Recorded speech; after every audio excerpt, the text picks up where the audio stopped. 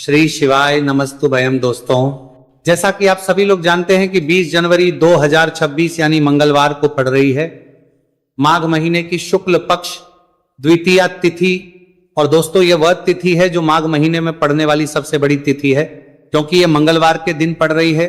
और हमारे हिंदू धर्म में इसका बहुत ही बड़ा और विशेष महत्व होता है। पूज्य गुरु जी ने कहा है कि अगर कभी भी मौका लग जाए और माघ महीने की द्वितीया तिथि मंगलवार को पड़ जाए तो आप लोगों को सिर्फ और सिर्फ 11 गेहूं के दाने वाला उपाय तो अवश्य ही करना चाहिए, क्योंकि इन दोनों तिथियों का संयोग बहुत ही कम आता है। इसी के साथ दोस्तों, गुरुजी ने कहा है कि जब भी माघ महीने की द्वितीया तिथि पड़े तो आप लोगों को सिर्फ और सिर्फ 11 गेहूं के दाने वाला उपाय तो अवश्य करना। यह उपाय इतना खास है कि अगर आपने सही मुहूर्त पर सही क्रिया अनुसार 11 गेहूं के दाने वाला उपाय कर लिया, जो प्राचीन काल के समय का महा उपाय है, तो मान के चलिए दोस्तों, महादेव जी के आशीर्वाद से आपके जीवन का कितना ही बड़ा दुख हो उससे आपको मुक्ति मिल जाएगी। आपकी कोई भी मनोकामना हो, मान लीजिए आप नौकरी की तैयारी कर रहे थे तो आपकी नौकरी लग जाएगी, आपका बंद पड़ा व्यापार चल पड़ेगा। और दोस्तों, आप जिस बीमारी से आप बहुत दिनों से परेशान थे उस बीमारी से आपको मुक्ति मिल जाएगी। आपके जीवन में धन आना शुरू हो जाएगा, आपके जीवन में धन आने के नए नए रास्ते खुल जाएंगे। और मान के चलिए दोस्तों, फिर आपको किसी भी प्रकार की परेशानी का सामना नहीं करना पड़ेगा। इसीलिए दोस्तों, 20 जनवरी मंगलवार के दिन आप लोगों को इस वाले उपाय को जरूर कर लेना है।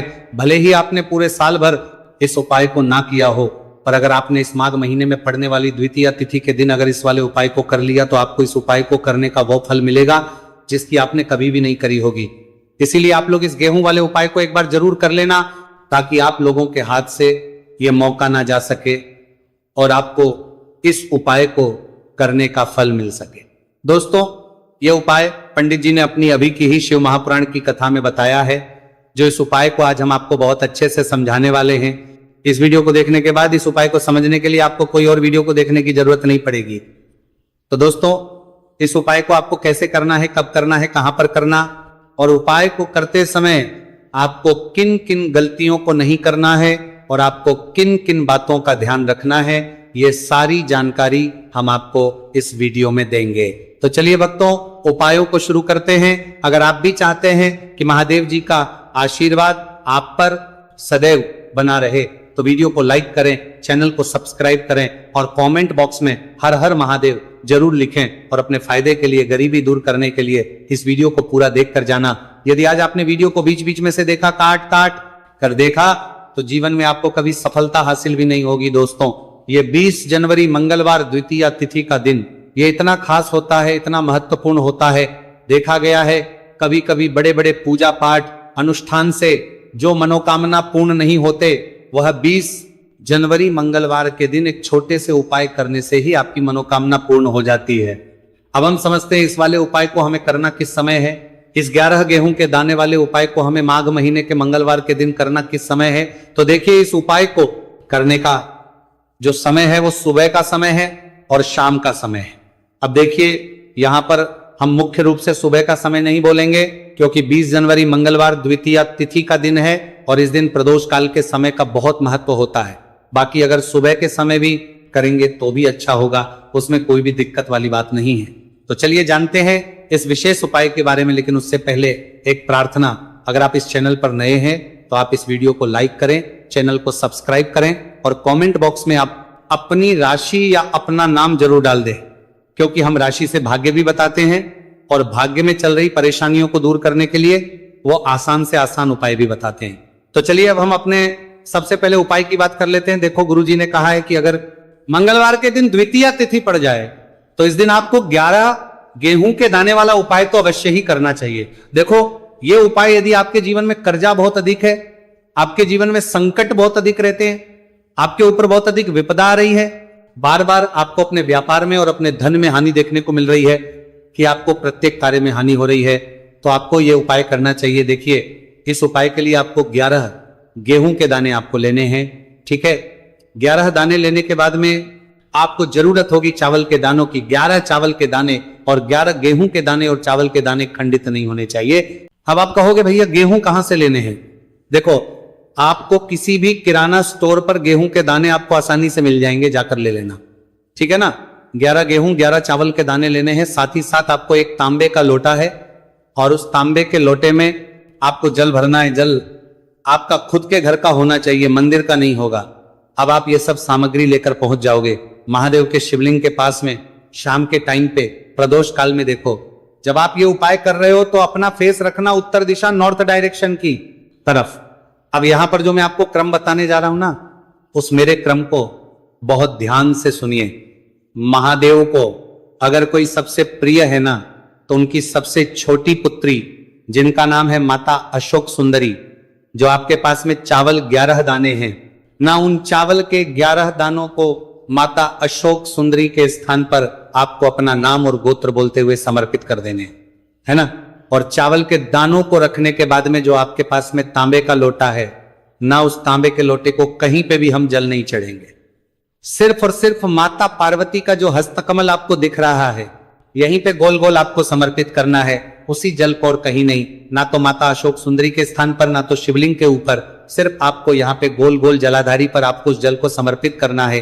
अब आपके पास में बचे हुए हैं 11 गेहूं के दाने और बचे हैं। उन्हीं 11 गेहूं के दाने को आपको अपनी मनोकामना अपने विशेष कहते हुए महादेव के शिवलिंग के ऊपर अगर आप द्वितीया तिथि के दिन प्रदोष काल में समर्पित कर देते हैं, तो आपकी जो भी मनोकामनाएं होंगी, जो भी विश होंगी, महादेव पूरी जरूर करते हैं। अन्न को समर्पण करने से, उस खासकर गेहूं को समर्पण करने से हमारी इच्छाएं पूरी होती हैं। और अगर वह दिन मंगलवार द्वितीय तिथि का दिन हो, तब तो इससे सुंदर संयोग कुछ भी नहीं हो सकता। आपकी इच्छाओं को पूरा करने के लिए स्पेशल बहुत प्यारा सा उपाय आप सभी को जरूर करना है। ध्यान में रखिएगा, ये उपाय प्रदोष काल में करना है। देखो, गुरुजी ने कहा है भगवान शिव के शिवलिंग पर 33 कोटि देवी देवताओं का वास होता है। अगर हम शिवलिंग के सामने कुछ भी उपाय करते हैं तो हमारे सभी देवी देवता हमसे खुश हो जाते हैं। ये उपाय आपको अवश्य करना है। देखो, सुबह के टाइम नहीं कर सकते, ठीक है। अब बात करते हैं अगले उपाय की। देखो, इस उपाय के लिए आपको लेना है एक गोल बाती का दीपक। आप चाहे तो मिट्टी का ले सकते हैं या फिर घर से शुद्ध आटा मढ़कर उसका दीपक आप तैयार कर सकते हैं। इसके बाद आपको लेना है शुद्ध गाय का घी। अगर वो नहीं है तो कोई भी देसी घी इस्तेमाल कर सकते हैं, जिससे आपको दीपक प्रज्वलित करना है। देखो, अब ये सब सामग्री लेकर आपको जाना है प्रदोष काल में आपके घर पर तुलसी जी के घेरे के पास में। देखो, ये उपाय तो आपको अवश्य करना है। देखो, वहां पहुंचकर सबसे पहले वो दीपक आपको प्रज्वलित कर देना है और का 11 बार जाप करना है। उसके बाद आपको अपने सीधे हाथ में थोड़ी हल्दी लेकर उस दीपक में अपना नाम और गोत्र बोलते हुए डाल देना है। उसके बाद माता लक्ष्मी से आपको प्रार्थना करना है कि हे महालक्ष्मी, हमारी सभी दुख तकलीफों को दूर करो। हे महादेव, हमारे सब दुख कष्टों को खत्म करो। इस भावना से आपको ये उपाय करना है। चलिए अब बात कर लेते हैं दूसरे उपाय की। दोस्तों, आप सभी जानते हैं कि मंगलवार द्वितीया तिथि का दिन समर्पित होता है भगवान महादेव को या कि माता पार्वती को। द्वितीया तिथि का दिन समर्पित होता है और जब भी हम शिवलिंग के ऊपर कोई भी उपाय करते हैं तो इससे हमें एक साथ भगवान महादेव की और माता पार्वती की कृपा प्राप्त हो जाती है। देखिए दोस्तों, गुरुदेव ने बताया है कि मंगलवार के दिन किया जाने वाला यह सबसे खास और सर्वश्रेष्ठ उपाय है। 7 चने की दाल लेनी है। देखिए, आप 7 चने की दाल भी ले सकते हैं या फिर 11 भी ले सकते हैं, 21 या फिर 108 चने की दाल ले सकते हैं। यदि आप 21 चने की दाल लेते हैं तो यह आपके उपाय के लिए अत्यधिक सर्वोत्तम होता है।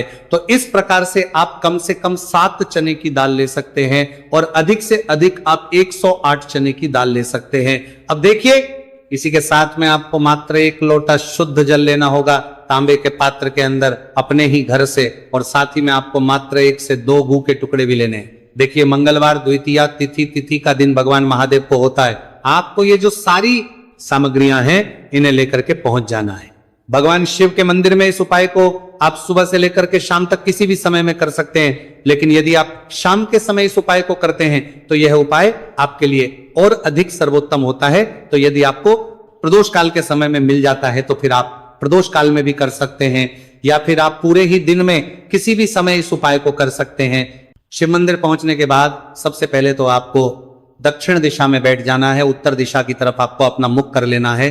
लेकिन यदि शिवालय में भीड़ है, शिव मंदिर में भीड़ है, तो फिर आप किसी भी दिशा में बैठकर इस उपाय को कर सकते हैं। तो देखिए, सबसे पहले आपके पास जो गुड़ के टुकड़े हैं, जो आप गुड़ के टुकड़े लेकर के आए थे, उन्हें आपको शिवलिंग के सामने ही जो आपके पास एक लोटा जल है, उस पात्र में आपको ये गुड़ के टुकड़े डाल देना है। इसी के साथ में आप जो चने की दाल लेकर के थे, चाहे आप 7 चने की दाल लेकर के आए हैं, 11, 21, जितने भी आप चने की दाल लेकर के आए हैं, इस चने की दाल के ऊपर आपको जो आपके पास गुड़ वाला जल आपने तैयार किया है, इसमें से थोड़ा सा जल आपको इस चने की दाल पर डाल लेना है। अब देखिए, आपके पास जो गुड़ वाला जल है, इसमें से सबसे पहले थोड़ा सा जल आपको श्री गणेश जी वाले स्थान पर समर्पित कर देना है, श्री शिवाय नमस्तुभयम इस मंत्र का जाप करते हुए। फिर थोड़ा सा जल आपको श्री कार्तिकेय जी वाले स्थान पर समर्पित करना है, श्री शिवाय नमस्तुभयम इस मंत्र का जाप करते हुए। फिर थोड़ा सा जल आपको माता अशोक सुंदरी वाले स्थान पर भी समर्पित करना है, श्री शिवाय नमस्तुभयम इस मंत्र का जाप करते हुए। फिर थोड़ा सा जल आपको माता पार्वती के हस्त कमल पर समर्पित करना है और आपको श्री शिवाय नमस्तुभयम इस मंत्र का जाप कर लेना है। अब देखिए दोस्तों, आपके पास जो साजल और शेष बचेगा, इसमें से आपको केवल थोड़ा सा जल शिवलिंग पर अर्पित कर देना है और अंत में आपको उस पात्र में थोड़ा सा जल और शेष बचाना है। पूरा जल आपको शिवलिंग पर अर्पित नहीं करना है, अंत में आपको थोड़ा सा जल और शेष बचाना है। अब देखिए, आप जितनी भी चने की दाल लेकर के आए हैं, अगर आप 7 चने की दाल लेकर के आए हैं तो आपको 7 बार श्री शिवाय नमस्तुभयम इस मंत्र का स्मरण कर लें। यदि 11 चने की दाल लेकर के आए हैं तो फिर आपको 11 बार इस मंत्र का जाप करना है। जितनी भी चने की दाल लेकर के आए हैं उतनी बार आपको श्री शिवाय नमस्तुभयम इस मंत्र का जाप करना है और फिर आपको ये जो चने की दाल है इसे शिवलिंग के ऊपर ही समर्पित कर देनी है। लेकिन आपको ये चने की दाल बृहस्पतेश्वर महादेव का स्मरण करते हुए ही शिवलिंग पर अर्पित कर देनी है और आपको अपनी मनोकामना को भी बोल देनी है। आप जो भी मनोकामना है, चाहे वो धन प्राप्ति को लेकर हो, नौकरी से संबंधित हो, विवाह से संबंधित हो, या फिर आपके मकान जमीन जायदाद से संबंधित हो, चाहे ग्राहक क्लेश से संबंधित हो, या फिर किसी भी प्रकार की जो मनोकामना है, उसे आपको बृहस्पतेश्वर महादेव से परिपूर्ण करने की प्रार्थना कर लेनी है। और इसके बाद आपके पास जो पात्र के अंदर थोड़ा सा से जल और बचा हुआ था, इसे भी आपको धीरे धीरे भगवान शिव की परी अर्पित कर देना होगा। श्री शिवाय नमस्तुभयम इस मंत्र का जाप करते हुए पूज्य गुरु जी कहते हैं कि माघ महीने का मंगलवार द्वितीय तिथि को जो भी व्यक्ति इस प्रकार से ये चमत्कारिक उपाय कर लेता है तो उसकी जो मनोकामना है वह भगवान लक्ष्मी नारायण की कृपा से तथा महादेव की कृपा से बहुत ही जल्द परिपूर्ण हो जाती है। बात करते हैं अगले उपाय की। देखो, इस उपाय के लिए आपको मात्र 2 लौंग लेनी होगी, या कि आपको लौंग का जोड़ा लेना है। 2 फूल वाली आपको लौंग लेनी है। लौंग का जोड़ा कहीं से भी खंडित नहीं होना चाहिए, इस बात का ध्यान रखें। इसी के साथ में आपको लेना होगा लाल चंदन का पाउडर। देखिए, यदि आपके पास लाल चंदन की लकड़ी है तो उसे घिसकर भी आप चंदन के रूप में प्रयोग कर सकते हैं। यदि पाउडर है तो उसका भी आप अपने उपाय के लिए प्रयोग कर सकते हैं। देखिए, चंदन जो है वो तेज का प्रतीक माना गया है और साथ ही साथ जीवन के अंधकार को दूर करने का प्रतीक माना गया है। अब इसी के साथ में आपको मात्र एक तांबे के पात्र के अंदर शुद्ध जल लेना होगा अपने घर से। अब दोस्तों, ये तीनों सामग्री लेकर के सीधे आपको पहुंच जाना होगा भगवान शिव के मंदिर में। देखिए, इसी के साथ में आपको एक गोलबाती का दीपक भी लेना होगा। दीपक आप मिट्टी का भी ले सकते हैं, शुद्ध आटा मढ़कर उसका भी तैयार कर सकते हैं, और दीपक में आप शुद्ध घी का प्रयोग करना है।